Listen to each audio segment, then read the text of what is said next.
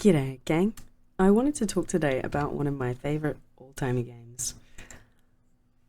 You guys clearly enjoy my gaming videos and you like them, you watch them, you comment on them, and I love talking about video games. So this is kind of a match made perfectly in heaven. I wanted to talk about The Witcher 3 specifically. So I didn't really play The Witcher 2. Ouch. Rolled over my own foot. That's talent. I didn't really play I didn't really play The Witcher 2. I played the shit out of The Witcher 1 and I almost 100%ed The Witcher 3. There was a few achievements that I really didn't care about, and there was a few places on the map that I was like, I didn't enjoy one of the expansions. But overall, I love this game series. I can't really get along with the books. I don't enjoy it when a story time travels. I don't enjoy it when they go back throughout time and forwards and backwards, and it's not my preference. It drives me crazy. So my experience with the franchise really is the video games and largely The Witcher 3. I think that this is going to be a very, very unpopular opinion. I don't like the generic setting. I don't like the position of dwarves and elves, gnomes and stuff like that. I don't like how the characters are in that sense. I think it's very generic, it's very watered down, it's very shallow, and the history, it's not great. Things I do really love is the lore of the sorceresses, love that, and the Witcher lore I really, really enjoy. I really like that in the books that monsters are dying, and so too is the art of hunting them, and the world is changing. I think that's really awesome. I absolutely fucking hate prophecies and children born under signs and the magical girl to save them all. I fucking hate that shit. But at least that part of it isn't in the Witcher series in the way that it's in the books. So we don't get like the TV version, basically, which is even worse of a version than the books, obviously. I'm sitting here just thinking, are gnomes even in The Witcher 3? I don't know. I don't care. I'm sorry. I don't like the races in The Witcher 3. It's just not my preference. I don't like how they're presented, and I don't like how watered down they are. I think there is this propensity to be Tolkien and original in terms of fantasy, and I think a lot of the Tolkien borrowed content is just drastically pales in comparison. Like if you can't write it uniquely in your own sense, and you are actually compared to another author and you are piss water in comparison, please don't do it. That's just my opinion. I don't write copying the dwarves and elves formula because I'm not Tolkien. I'm absolutely not, and I'm never going to claim to be. My books don't have something that someone has done that much better. I don't consider myself to have that sort of ego, but that's my opinion on the subject, and I have a very different opinion because I'm an author. I don't think I would have that opinion if I wasn't, an author myself. I think that is just it's just novelist opinion right there. So for me, that it just doesn't feel unique. Like there are ways I think to make those races feel unique and different, and I think it's really fantastic. And I think one of my favorite examples is another game franchise by Larian. It's the way that their elves are designed about having memories through flesh and things like that, and they're completely different. And the elves are kind of a little bit messed up physiologically as well as like mentally. I think it's a really cool way to run them. I think that's great, and I think that they do something that Tolkien didn't do. I think this position is driving me crazy, and I think that they did a really good job in making it actually feel like something that's different. And I think that that's how you should consider all writing. It shouldn't just be about your races. It shouldn't just be about your characters. It shouldn't just be about your story and your setting. It should be about all of it. Absolutely all of it. And again, that's my professional opinion. That's just the way that I see it as having done it myself, and as having been particularly attuned to these elements and how important they are, and how lazy it is, which is a word that I don't often use because I think that's a stupid word. But I think people are counter-motivated, not lazy. That's why I don't use it. But I think in this case it genuinely is lazy, because it is the aspect of trying to resonate without doing the actual work of establishing resonance with your audience. So instead of saying and establishing and building a rapport with your audience, you instead just go, look, there's an elf. You guys know what that shit is. Let's just go and continue. And that's why I hate it, because it does get to a point where elves just feel generic and crap, and it just doesn't feel significant or important. And I think that in Tolkien's work, they were a really, really important race. They were very significant to the setting, to each other, to the world. It just felt better. And if you can make a character important to the world, a race important to the world, then you're doing great, I think. Like, if you can make it feel like it's part of the world, and in a way that feels genuinely unique, I think then I won't be pissed off about using it. Again, Larian did a really great example of making really unique elements, but also tying them into the setting.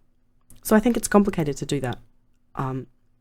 And I think I'm always going to tend towards disliking that, just because, y'all, don't touch Tolkien. He's awesome, okay? we can want that. We can want to be like him, but there's only one Tolkien. But the Witcher games, back to the actual topic. Tangent over. Thank you for enduring with me. I think The Witcher 3 is one of the best designed video games of all time, due to a large number of factors that had nothing to do with the actual the books. The reason that I like the Witcher setting, and the reason that I love the way that it was presented in The Witcher 3, is actually because of the game development company. Pretty much entirely. And I've talked about it in a previous video about how you walk through a region, and I just ended up completely losing myself for just hours. There were days where I was just playing The Witcher. I'd wake up, play The Witcher, and I just enjoy the game world, and like try to explore, pick little flowers as I'm going along, listen to the sound of the crackling trees with my incredible hearing, hear a little nursery rhyme, which I talked about in a previous video about how it showed that the political climate was really complicated and that war was really on their doorstep, or hear about some peasant crying about how her gut is killing her because she doesn't have any food. Like, these things are just so deep, and they hit really hard, because I think we've all understood what it's like to want for something. A lot of us, I definitely have been in positions where I've been very food insecure, so I can relate to that. Not everybody can relate to that, but I think a lot of people can. And just knowing that when's that next paycheck coming, when's that food coming is a very scary and like anxious moment. So just that line of dialogue and other characters saying things like that, or the way that they say it too, is just so they say it in such a way that they're comfortable with being uncomfortable, because they know that that's just their existence. So there's so many things like that. And there's one quest in the main storyline where you come across where you're hunting. I don't want to, if you haven't played The Witcher, I really, really don't want to spoil an experience for someone, because that's the whole point of like sharing these videos with people, is for people to experience this and to learn from it and to progress from it and to have their own experiences with it. So it's really counterintuitive for me to spoil it, but there aren't many people that haven't played The Witcher 3, but there are at the same thing. You should play the game if you can. It is genuinely fantastic. But there is a quest, I won't spoil it too much, where Geralt acknowledges the fact that a character said something really wise. They said, I'm going to butcher the line. This is not what they say, but it's along the lines of, if we don't help them, what kind of world are we creating, or what kind of world are we in? And Geralt says you have a smart wife there. And there's this little cheeky turn the character does. She just kind of turns her head and smiles. She doesn't say anything. She doesn't need to do anything. She's just like, recognize.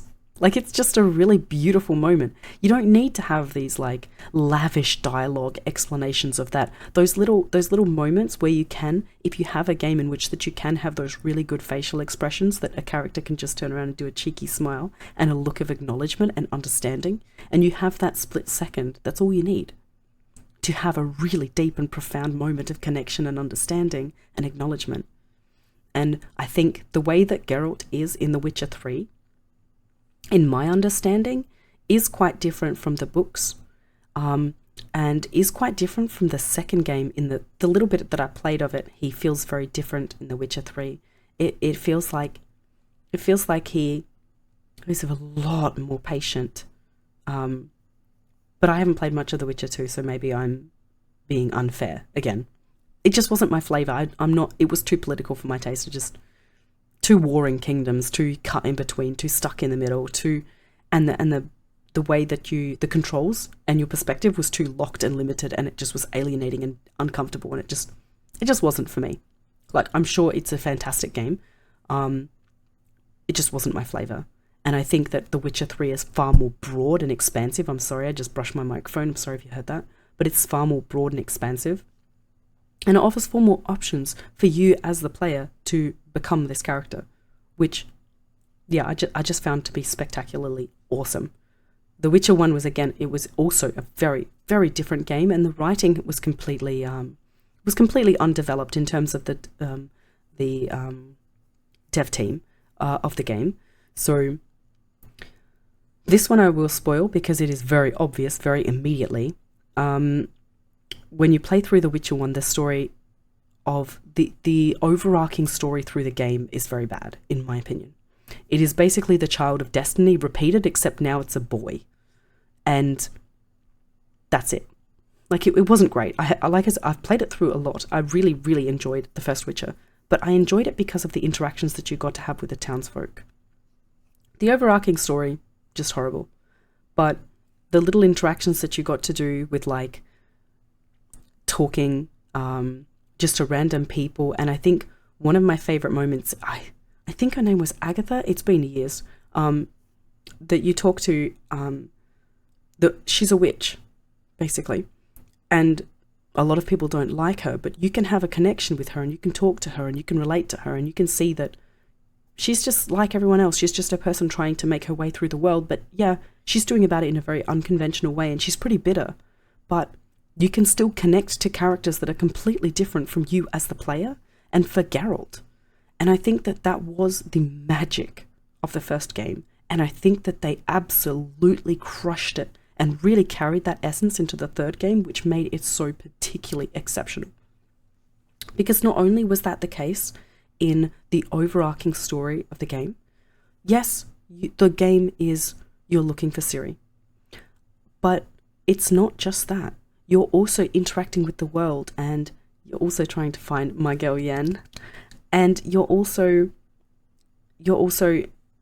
making arrangements with people, and you're protecting people as always. I think one of my favorite story arcs is definitely the Ladies of the Wood and the Bloody Baron. It is just, I don't think I've really had an experience like that in gaming. I don't think before or since I had that kind of, I wasn't me when I was playing The Witcher 3. I wasn't Geralt, obviously. I don't know if you guys noticed, but we don't share many characteristics. But I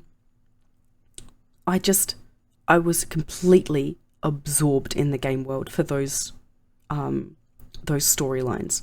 And as much as I've thoroughly enjoyed Expedition 33's own way of storytelling, for me, the way that CD Projekt Red did it with the Bloody Baron storyline and the swamp music as well, my god, and the Ladies of the Wood and the complicated like options that you have to take completely unmatched in gaming. For me, there is no comparison for those moments, and I think it is particularly exceptional because of the way that the pacing is established. For anyone unaware of like the term pacing is a very, very complicated and overused term, but it is effectively, I'll water it down to the point of basically insulting, but for explaining this point. It is effectively its relationship with tension. Really, pacing comes down to how the point in which the tension is accelerating or deaccelerating. That is effectively the point of it, because structure in a story is about beginning, middle, and end if you have a traditional 3-point structure. I'm going to focus on that because that is effectively what 7-point is. Won't go there. Too complicated. Explain later. Effectively, you have the start of the story, which is your crisis. You have the middle of the story, which is it gets worse, gets more complicated, shit gets fucked up. And then you have this deacceleration. But effectively, pacing is talking about the tension in the story and your investment in that tension and the discomfort in which the point of discomfort that you're at, potentially. Depends how you are as a enjoyer of whatever media. You might not feel tension in the same way that someone else feels tension. It might not be tension for you. Regardless, it's about the conflict. It's about the point in which that you are experiencing conflict. At the start, you're supposed to be untethered. Not for all stories, but for this narrative.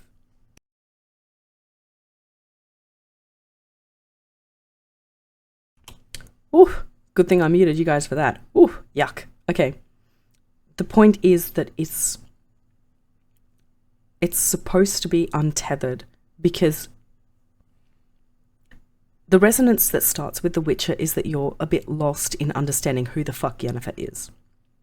She wasn't in the first 2 games. So this untethered start of... I'll spoil some of the main story beats of the first act because it's not that significant. Come across fucking Nilfgaardians. That's the way it is, right? These obnoxious weirdos from a distant place, trying to put their lore in the place. I love that archetype of that tension. Because I think we can all relate to a foreign element changing our world, regardless of how it is presented. It doesn't have to be a people, doesn't have to be a culture, doesn't have to be anything. It's just that we can all relate to that foreign element coming in and changing shit. Bro, we like shit how it is, okay? Don't fucking change shit. Resonate. Immediate resonance. And then you have this fucker tells you, yeah, okay, I'll help you, but you have to kill this thing. And you have a tutorial. You're not really, there's no emotional draw here, there's no connection, there's no click, because these are intentionally alienating and foreign elements that are kind of at odds with you. Same with the prospect of finding Yennefer. So, I'm sorry, I'm going to spoil it a teensy bit more. You do find her, okay? That's a joke, because I think even if you haven't played the game, you know that you find her. And when you do, bam, click, suddenly there's a tether. Suddenly you understand, okay, oh wow, the way that this character is presented clicks with me, because, I mean, you can't not click when you meet Yennefer, though. She is this powerful force of a character. The way that the character stands, the way that her voice is projected, she is a deeply resonating and powerful presence that you really can't deny that. You can hate Yen, that's fine, I don't care. But you can't deny the fact that she is a very powerful and overwhelming presence, and it's really well done. And then suddenly the resonance starts. And that's the point in which the game starts. Tutorial's over, now this tension is starting to build.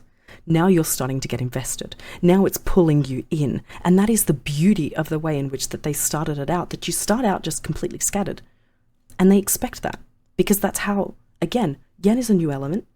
A lot of these places are new. We haven't really talked about this. We haven't really been here. All of this is new, and this establishment that they're doing, that is why this particular storyline, it's not only that the storyline is fucking good, of the next part of the story, the Bloody Baron part, it's not only that it's fucking good, it's also that they establish a really good pace to get you comfortable, to lure you in, and then suddenly, before you even know it, you're accidentally hooked.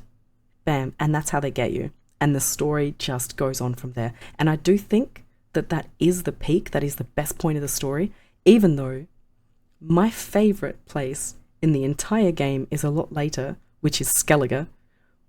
But those characters just resonate because they are excessive in personality, much like my people.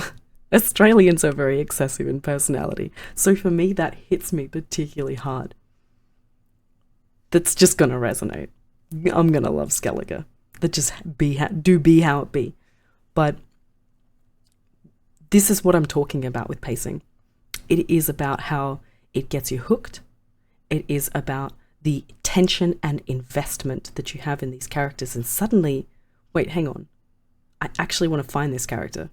Because for me, I didn't know much about this series storyline, and I wasn't really super interested. I saw a cool hot chick that I get to play for a little bit of the game.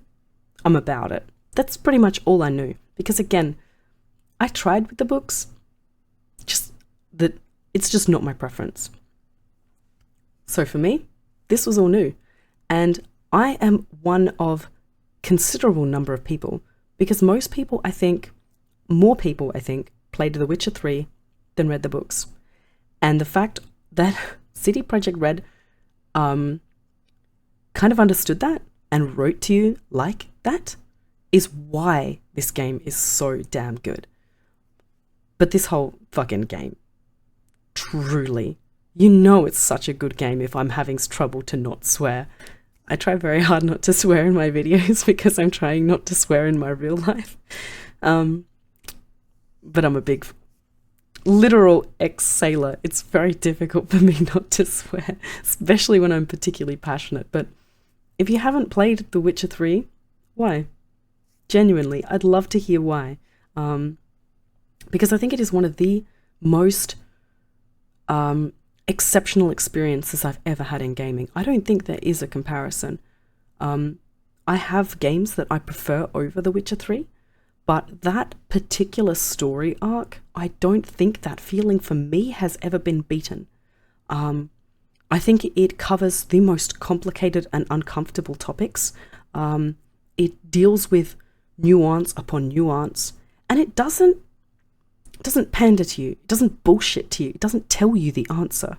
The answer is whatever you want it to be, and however you feel about it is valid and justified, and you don't have to come in with the preconception that you have to respond a certain way. There are so many games today that cover topics that are really difficult and nuanced, and they tell you how you're supposed to behave in them. And as much as I fucking love the way that Bethesda does stuff, even Bethesda comes in with pre-examples of characters telling you how you should and should not behave, but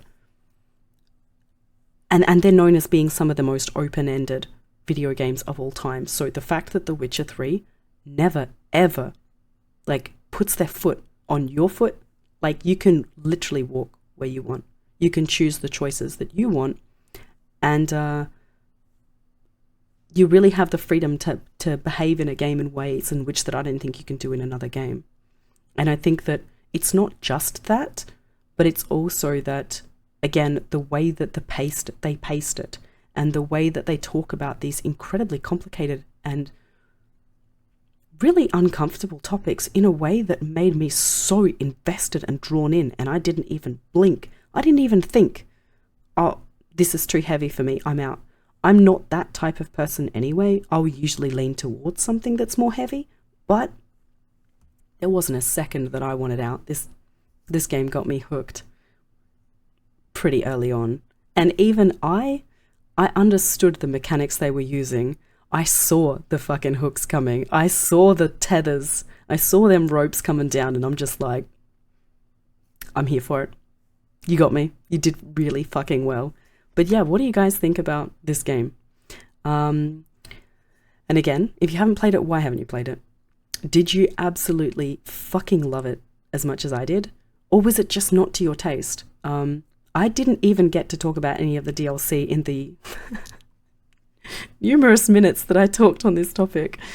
I could talk for hours, so it is very difficult for me to condense it down, especially talking about the language that I am, because there's a lot of technical stuff about the way in which that a story can hook you and why it hooks you and how.